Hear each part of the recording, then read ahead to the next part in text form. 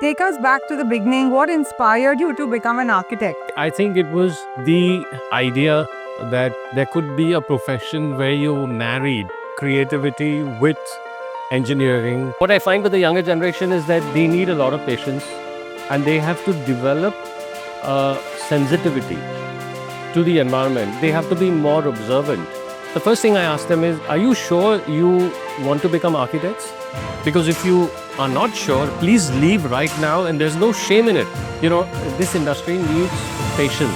Imagine 5 years of architecture after you've done your 11th and 12th, and then you start off as a junior architect, right? And you really don't know how to build a building. So you need to put in another X number of years to get that confidence, to get the knowledge, before you can even start designing a watchman's cabin. They have to be free of the burden of failure.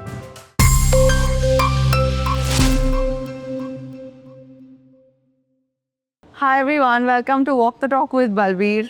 I have with me architect Shripal Munshi from SVA Architects, whose Janma Bhoomi is Bombay, Mumbai, and his Karma Bhoomi is Chennai. So let's get into conversation with architect Shripal.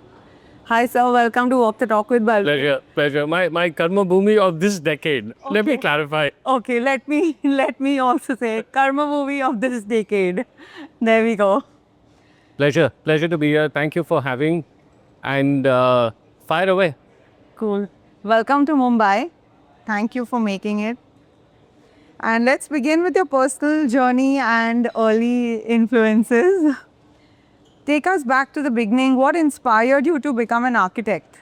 I think it was the idea that there could be a profession where you married creativity with engineering, where you were able to influence people and the world around us, be kind to the environment, and just the ability to do something and make a difference. And I think these were as far as I can recall, these were the prime drivers that led me into this profession. And my family is full of doctors and lawyers, and I had no support system to fall back into, or nothing to inherit, or nothing of that. You know, we come from a middle class, professional, educated family where the emphasis was always on be reliant, but follow your dream. True. And that's what I did. Awesome. So yes. And I'm sure you're really enjoying it. Oh, I love it. I absolutely love it. I think I couldn't be more grateful and thankful to all the people who managed to do their small and large bits to bring us to where we are. Was architecture always the plan, or did you find your way through it through a different route?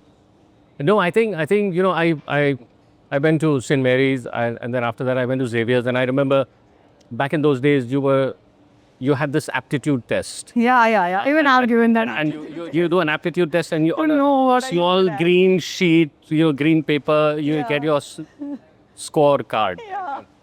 And what came out of that scorecard was creativity. Okay. And music. Obviously, difficult to convince parents that I'm a budding musician, or I could be Then. a rock star then. right? This is like, we're talking 1980s. There was, I think, an intuitive, inherent bent, which then just got refined and which got nurtured, and that's how design and architecture fell into my life. Nice. Or rather, I fell into the profession. I think that's the right way to do it. It was a calling. Yeah, it was a complete calling. Correct. Who were your early mentors or role models in the design or architecture? So I was fortunate to get an apprenticeship at Doshi sir's office in Ahmedabad. Awesome. Stein Doshi Walla. And so those years, and Sangat on the steps. And then when SDB opened an office here in Mumbai, because we were the team working on the Bharat Diamond Bourse, not too far from here. Yeah. and when nothing was around here. Literally, this was all. Barren land. Yeah, it's quite coincidental that we are sitting here, and where I remember coming here, and there was nothing. There was just the plotted layouts of the MMRDA, and then BKC, Bharat Diamond Bosch was the first building that was coming up. And so early mentors, obviously, whatever that came and whatever you were able to absorb. Then Columbia happened. So the professors at Columbia, I managed to get a sizable time at RMJM. So the design directors there from, Gordon Affleck and Scott Finley. And I think at some point when you cross those decades of your formative years, you start developing a sensitivity and a language of your own, and which starts reflecting and incorporating and amalgamating all this fantastic library of experiences you've had, and channelize and make something beautiful out of it. And that's, I think that's where we are. That's where I am. I think. How did your journey with SVA begin? And what's it like working alongside a firm with such a legacy? So, I mean, SVA was founded by myself and Mr. Ayadurai Venkat. And I was in Changi Airport in Singapore with one of our clients who also become very close friends. And this was literally in a coffee shop like this. And he asked me, Shripal, are you ever planning to, and that time I was still with RMGL. He says, are you planning to come back to India? And I said, yeah, when the time is right. And he says, define that. And I wrote down 10 things. I need this, I need this, I need this, I need this. And the last one was sea-facing apartment. Because at that time I was staying in Singapore on East Coast Road in a building called Neptune Court. And I had uninterrupted views, and he had come and seen my apartment. And so he said, look, first 9, I'm confirming right now, let's shake hands. The last one, I'm not sure. You'll have to come and see. I said, okay, done. And so that's how the transition to move back to India happened. And normally, a firm would reach the possibility of doing a 130-acre township after being decades in the industry. We started with that. We started. The very first project that I came back to India was a 130-acre master plan, and not just a master plan, all funding in place. All they were waiting for is our design. So, in the words of Mario Puzo, Godfather, it was an offer I couldn't refuse. And that's how SVA got created. Yeah, it's surreal. I mean, it's absolutely surreal. And when I look back, people say, oh, this was meant to happen and things were supposed to be at the right place and the right time and stuff like that. But when it starts happening to you, you realize the gravity of it. True. So so that's how SVA got created. And then one project led to another. And today we've crossed 3 million square feet. We are in every sector apart from hospitals and airports. And by God's grace, doing interesting work every day. Fabulous. So inspiring.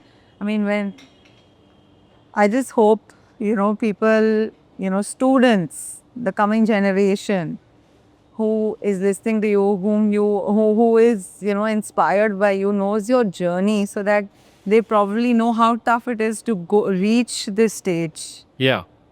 This industry needs patience.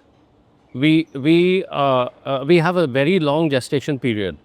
Imagine 5 years of architecture after you've done your 11th and 12th, and then you start off as a junior architect, right? And you really don't know how to build a building. So you need to put in another X number of years to get that confidence, to get the knowledge, before you can even start designing a watchman's cabin. Correct. I mean, no this thing. I mean, of course, the smallest space, even to design the smallest space is something that you really need. What I find with the younger generation is that they need a lot of patience, and they have to develop sensitivity to the environment. They have to be more observant. They have to be free of the burden of failure. And the other thing is peer pressure. What will my friends say? How will I look in front of other people? Today, that's a very big problem. It's big, and with social media, it's crazy. It's by the second. It's like They're losing confidence in what they believe because of peer pressure. you get lost. Yeah. You get lost. When you get lost, you don't even know who you are. You lose your identity. You lose your centeredness. Everything. Everything goes for a toss, and then you are in complete panic mode. So this is what they need to understand, that you have to be patient. You first of all decide whether you are in the right profession, and it's fine. We've had Multiple changes are available, possible today. We as parents have patience to give you the opportunity, I mean, we are allowing you that time. So go ahead and do it. Don't get, Today India has opportunities which did not exist a decade back. Forget even 15 years back, right? So there is enough work for everyone, and good work, yeah. provided you can deliver. Provided you see it from that angle. Yeah. That's also important. I mean, India is giving you everything on a very large platform today. You're right. On a silver large platform. Silver, yeah. I'll add that. Agreed, absolutely. And the economy, everything is supporting. It's just you tell who me- has to get it out from within and go for it. Just one fact statement I want you to ponder on. Which country today in the planet has a population which is 65% in the age group of 35 to 45? All the other... No, China. Either India. It's India. It's India. All the other countries are dealing with geriatric issues. They are dealing with aging population. They are dealing with non-productive population. They're dealing with... and we've got, the power of 100 stallions in our youth. Peer pressure, like you mentioned, is really something You- that is killing the youth. It is. And whenever I am a guest speaker in a college, or I've been invited for a masterclass or whatever, the first thing I ask them is, are you sure you want to become architects? Because if you are not sure, please leave right now, and there's no shame in it. Absolutely. Don't be there just because someone has forced you or because you... Mera beta architect banega. No, yeah. Or just because I didn't get into engineering or I didn't get into medicine, so now the next This is the respectable next thing. option. Yeah, Yeah. next respectable option. Because I can't do physiotherapy. Oh, how will I do OTPT? Occupational therapy, physiotherapy. Oh, that is below they get into the profession for all the wrong reasons. If you don't have passion, if you don't have dedication, if you don't have patience, and if you're not observant, how will you contribute? Yeah, the number one thing is passion, I believe, because that drives everything else in place. Everything. I've seen this morning, I was thinking about this point. I said, those passionate people have grown their businesses like crazy. Yes. And the ones who have joined in just because they were like, okay, let's just do it, have screwed it up. Yeah. Sorry for the language, but No, this for you're right. Yeah. See, this morning I had this thought. but it's so true. Yeah. When you like what you do, then it's no longer a burden on you. Absolutely. And when that happens, you stop aging. Yeah. You stop aging. Then there is no worry of waking up. Then Monday morning blues doesn't apply to you. Absolutely. It does. It really doesn't. And this is for any passionate man, woman who's running, who's following her passion as far as business is concerned. And if there's the next generation in the same family whom you expect should join in the business, Yes. for the reasons that, कि मैंने इतना कुछ किया है, अभी you should take it over, then don't have dreams. Yes. Then stop. Yes. Where you stop, you stop. Yes. Don't expect it to grow. It'll just be where it is. True, very true. So it's so important to be passion driven and to allow your next generation also to do what they want to do. Give them a chance. See, if they fail, then they know they have a backup plan when then they will be like, okay, now everything else we've tried.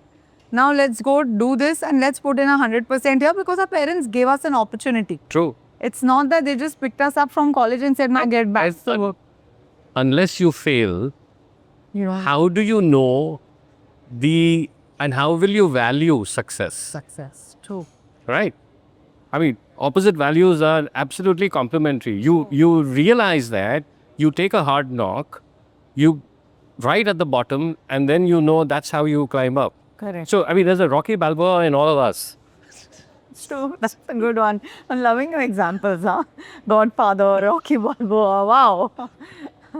India is a land of deep history and fast-paced modernity. How do you design for this unique duality?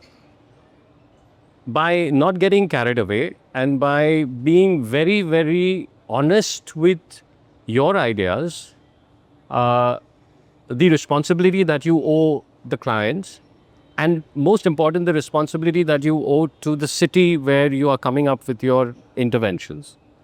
So, if you have these three parameters in place, 98% whatever you come up with will be the right thing.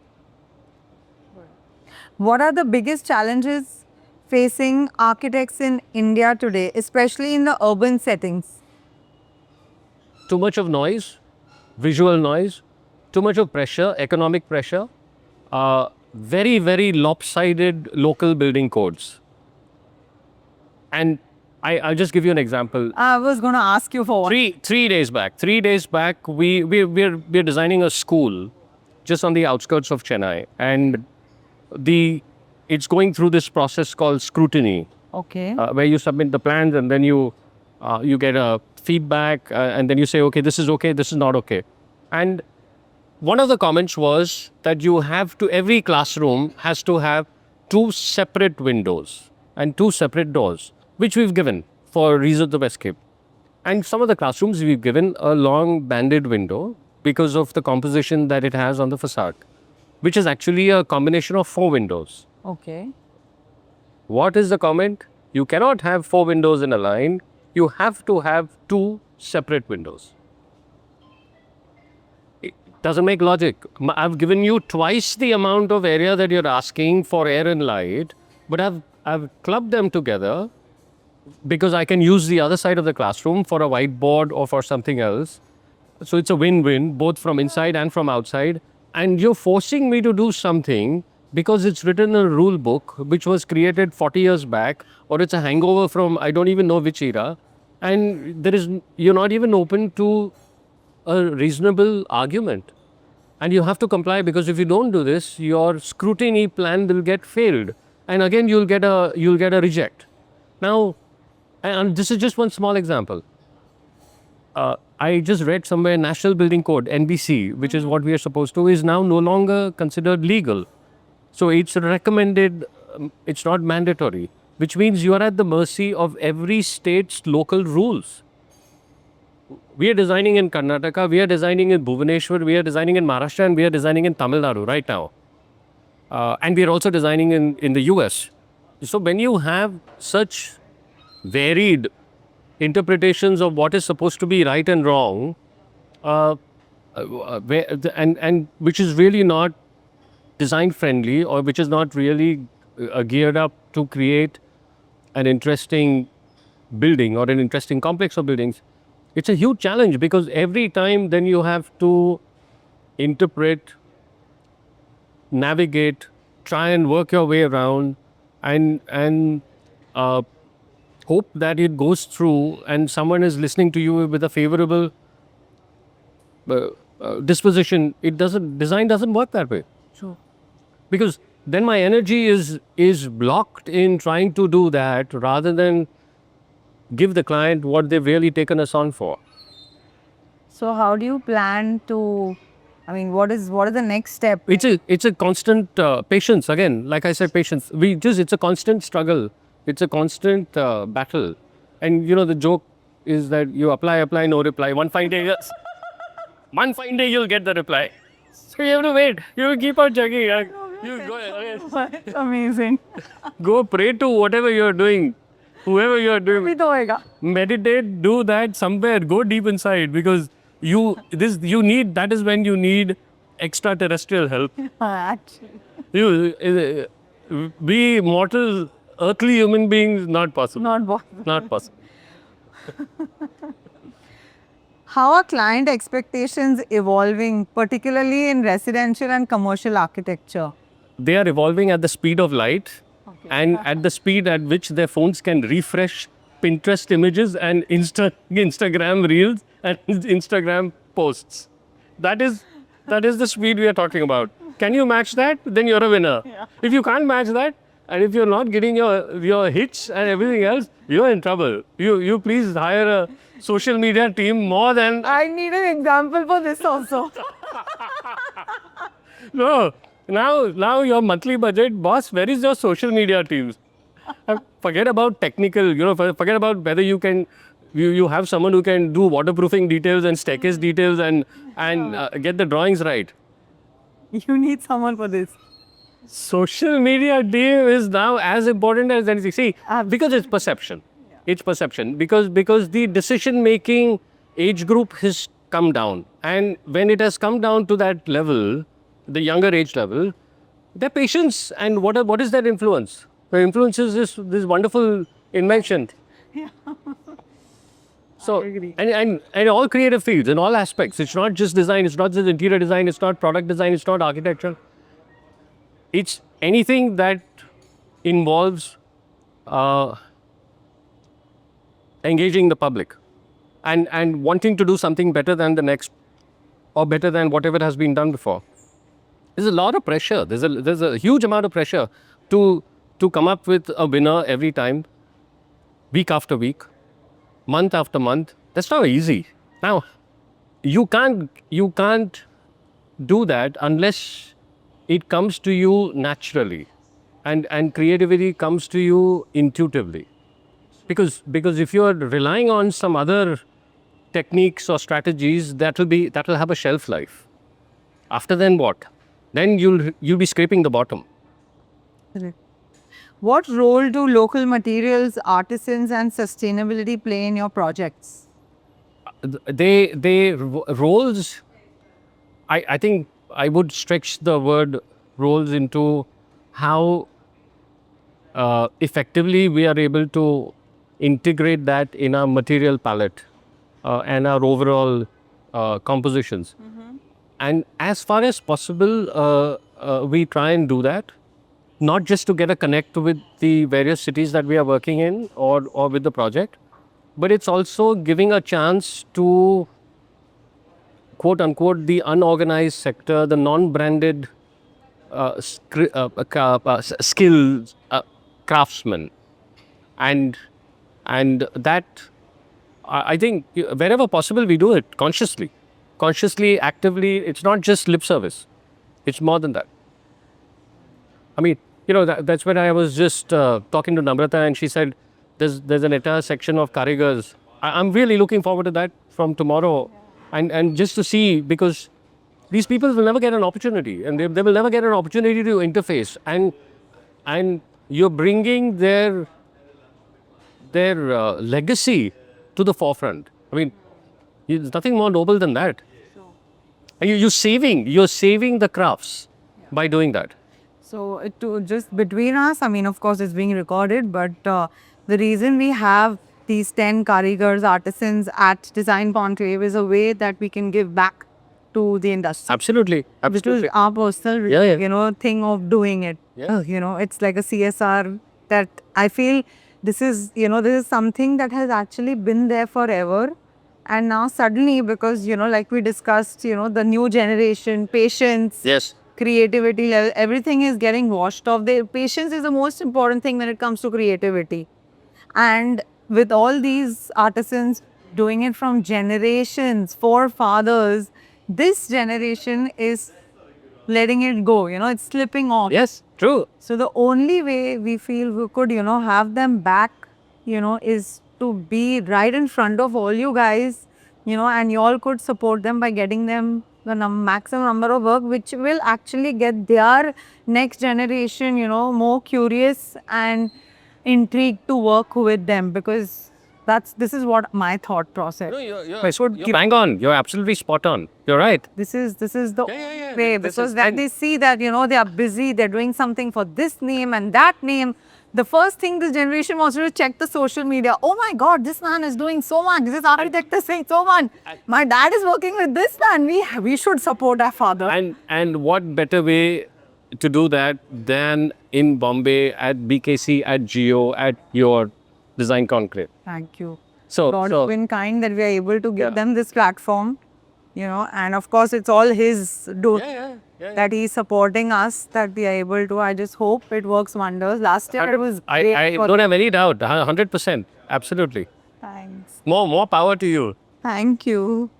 How is technology like parametric design or AI shaping the way you approach projects today? Like with this design? It has shortened our most painful part of the design process, which is the initial ideation and which is top heavy in terms of effort.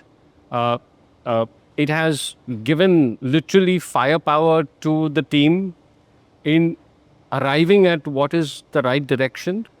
It has also spoiled the clients in a way, because now they are used to a new benchmark, and the new benchmark is way higher than what was the earlier benchmark.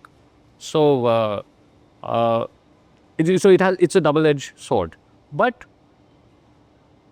the efficiency of that is entirely dependent on your own experience. So you get a first year passed out student, and you put him in with 3 AI platforms, and he'll be blank. And then you get someone with 10 years experience, and you'll see the difference. And then you get someone with 25 years experience, and you see a whole new world. True. So I think it's here to stay. I think it's nothing to be scared of and nothing to be afraid of. In fact, I mean, if I can do it, and if I can generate 160 renders on a Saturday evening to a Sunday evening time frame, anyone can do it. True. And I don't like mathematics. I'm not a maths whiz, but I love what I do. And That's important. Exactly. Seriously.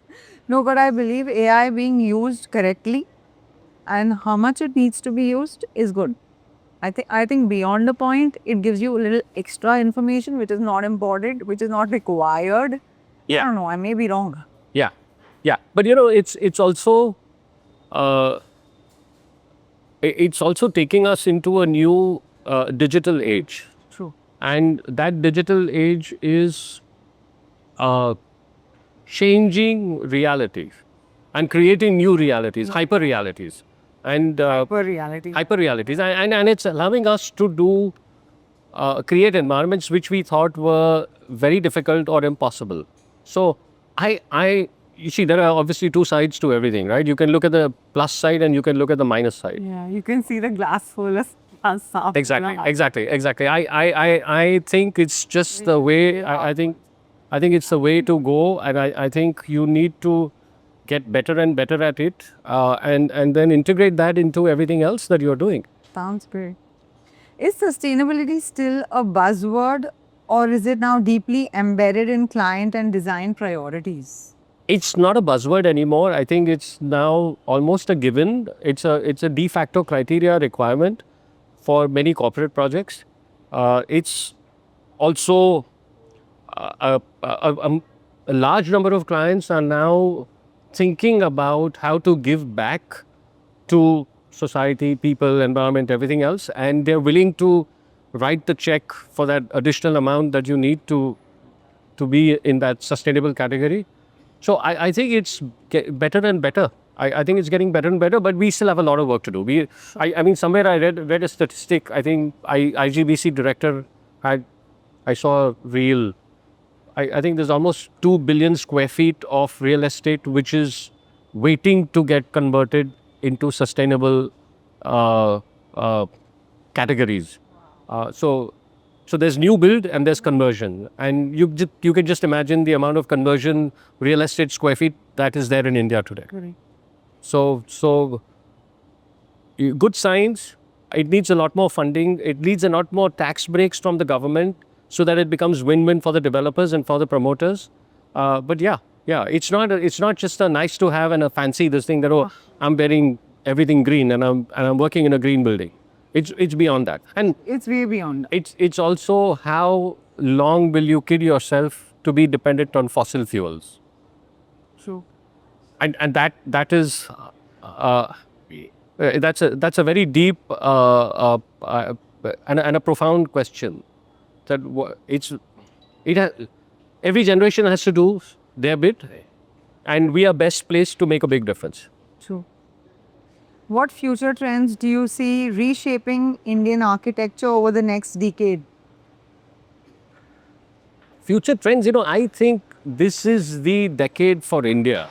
And I think we have a phenomenal lineup of designers who have made their mark and who continue to do that today, and who are doing it at an international scale. And I think it's not just India, but it's Southeast Asia. So the whole Western-centric paradigm is undergoing a huge change, and just just to give you a case in point, right? Tropical modernism.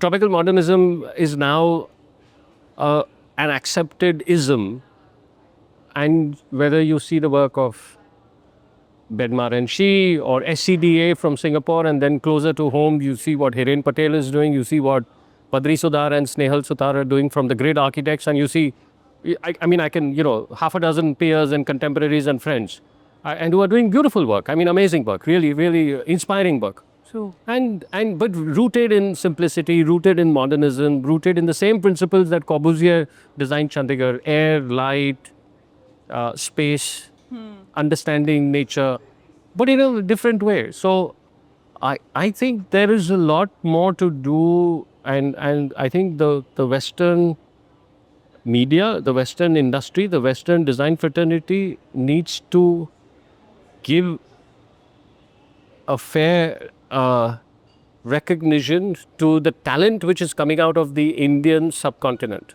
Finally, Shripal, what advice would you give to young architects trying to carve out their own path today? In being patient. I think my simple advice to all the young generation and all the designers would be, look into yourself and find that inner calling. And I can speak for myself. I've been a meditator for now almost 2 decades. Wow. And I've been practicing the Sudarshan Kriya taught by Gurudev Shri Ravi Shankar ji. Oh, I love And I think on a 7-day time span, I would be doing my kriya, my home kriya, for at least 6 days, without fail, almost without fail. Now, what it does, apart from aligning your mind, body, it also makes you go deep inside and makes you centered, and then makes you deal with everything that is going to happen from a Monday morning to a Saturday evening, and look at it in the larger perspective of things will be right, things will be on top, things will be right at the bottom, you'll get bouncers, bowled at you, clients will ghost you, new clients will come up from nowhere, people will not deliver what they've promised, what you thought will come out ends up being the exact opposite. Everything. It's like a Kapil Sharma show. It's complete, right? But with some really bad guests, and not with good guests, right? So when you have a scenario like that, how are you going to stay centered, and how are you going to be that unshakable, unwavering, if you don't have your navigator, internal navigator, rock solid? And that is a gift which all of us have. We just have to find it. And it doesn't involve going to, there's no religious connection, connotation whatsoever. You could be agnostic, you could be atheist, you could be anything, you could practice any faith. But do something. Do something. Do something, whichever works for you, because only then, from that space of equanimity and calmness, will creativity emerge. Not from stress. I agree. Not I want you to repeat this. not from pressure, not from 10 coffees in the night, definitely not from smoking and alcohol, and not from headbanging music. It will come when you are centered, when you are calm, when you are at peace. You know, I just saw this. I hope you've seen the new Jerry Bruckheimer film, F1, the Brad Pitt movie. But you've not seen it. Okay. Okay. So there's a last scene at the end when Brad Pitt wins the Formula race, and in that last kilometer lap, he's cruising, right? And he knows he's going to win it, and he's in that state, that zen, zoned out state. You can get into that every single day. Every single day. Watch that movie, and then we can have this conversation again. Yeah. But how else? How else will you? I agree. Every new project, every new client, every new city, every new location, every new set of geographical circumstances means you have to come up with a new design. How will you do that? You're not in the business of creating McDonald's. You're not in the business of creating a cut and paste template. You're not repeating a franchise. True. That's not architecture. That's not creativity, right? So you have to come up with something new, something different, something original, again and again, week after week, month after month, True. over the years, and keep on inspiring and keep on meeting the budgets, and all done ethically. Absolute. True that. See the number of asks. Yeah. I mean, they're almost unnatural, right? They're unrealistic. The number of asks today that are being put to the design fraternity. So you need a higher power. So true. And this is the inner centering herself is the only way to get to where you want to be. Yes. Is what I believe. Yes. See, life is going to throw speed breakers at you. All the time. All the time. All the time. And if you get rattled and shaken and And if you are from within, centered, focused, and calm, you're going to achieve it. Come what may, nothing can stop you. Because it's him who is centered you, and it's him throwing all this at you to test how strong you've become. you just become an instrument. Absolutely. It just so amazing. I mean, And then you get paid for it. that's a good one. You look, at the end of the day, it's business, right? Yeah. You're running a firm. It's a commercial enterprise, etc. But then No, but being, within yourself, being that strong and centralized within yourself, I mean, at one point you really feel that nothing, yeah. can equalize to that. Yeah. Nothing. I mean, this is such a deep conversation. Like I've gotten to internally, I've reached somewhere else. Thank God it was the last question. But it was so amazing chatting up with you, and it was such a beautiful conversation. Ended so beautifully. I'm Don't glad. Didn't feel like I'm meeting you for the first time. That is something I wanted to tell you that, I felt throughout. Your vibe, Touchwood, is now I know why you're so positive and you're, shining and glowing, and, you're so vibrant. It's that inner thing that, has, it shows, it actually shows on the person, on the individual. So Thank you. Yes, it does. Such a beautiful conversation. It does. Totally loved it. There's so many things I've heard for the first time also from you, and your journey has been really long. I can feel it, and tough, which has made you tougher also. And we still have a long way to go. Absolutely. That's it. That's the Yeah. We are in it for the long run. Absolutely. But thank you so much, Shripal. Thank you for your Pleasure. time. Pleasure's entirely mine. For Walk the Dog, and I'm going to see you at Design Conclave. Absolutely. Looking forward. Looking forward. Please. Great. Lovely. Thanks a lot. Lovely.